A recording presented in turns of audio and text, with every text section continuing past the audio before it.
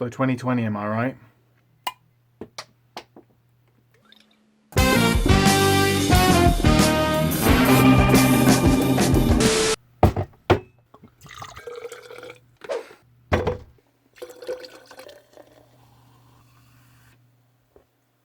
Congratulations! If you're watching this, then you survived 2020. I think it goes without saying that it has not been an easy year for anyone. Everyone around the world has fought their own physical and mental battles, and I think we've come out the other side stronger people, which is all we can really say about a year like this, really. Very strong JD, actually. I'm gonna dilute it a tad.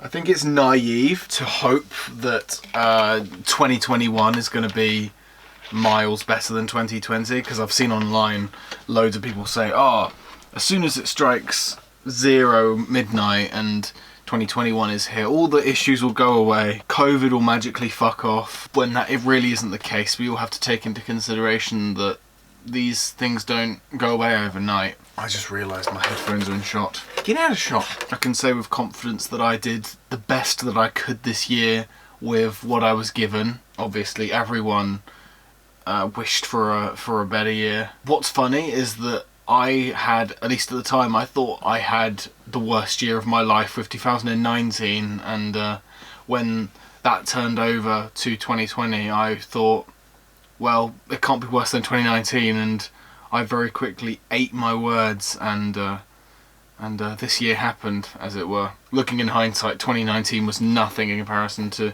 what 2020 turned out to be. But on the contrary to that, 2020, I have definitely been luckier than most. Obviously taking into consideration of the fact that so many people are spending New Year's with no roofs over their heads and without certain loved ones that they started the year with but not ending the year with, either because they're separated due to circumstances or they've sadly passed away, which is something I'm very thankful for, that this year could have, even though this year has been the worst year for me in living memory, it is far from the worst year that maybe other people have had this year. So I'm very grateful that things went the way they were, because I realised that things could have gone much, much worse for me.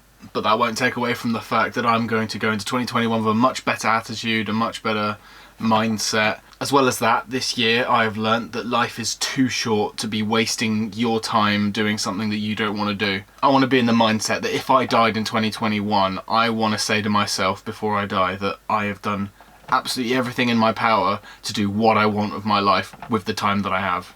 And that's a mindset that I have adopted this year and will carry over hopefully the rest of my life, because it's something that I want to be in the mindset for. I want to live life with every second meaning something, because you don't know when will be your last moment, you know, to share with someone that you love, regardless of how shitty 2021 will be, because I know that 2021 isn't going to be an easy year either. Hopefully, touch wood, it's going to be a better year than 2020, and that's all anyone can ask for. On a lighter note for me, this year hasn't all been bad, actually. Like, this year, I think it's the first year that I can think of that I've actually managed to upload one video, at least one video, every single week for the entire year, which is something I don't think I've accomplished before, which is a lovely personal goal of mine. As well as that, I've made more, like, short films and mini movies and more professional productions than I've made any other year. As well as that, this year I got my first house, actual house, not rubbish uni halls, an actual house. Despite lockdown, I feel like I made the most of my time this year,